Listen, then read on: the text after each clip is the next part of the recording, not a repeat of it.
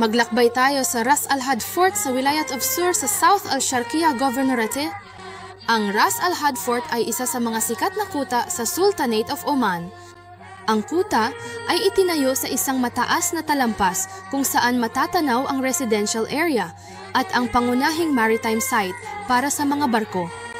Ang pasukan sa Khor Al-Hajar kung saan matatanaw ang dagat ng Oman.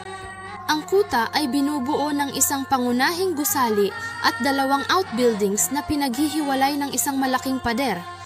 Ito ay itinuturing na isang settlement site at isang land settlement para sa mga sinaunang mandaragat sa unang bahagi ng kasaysayan.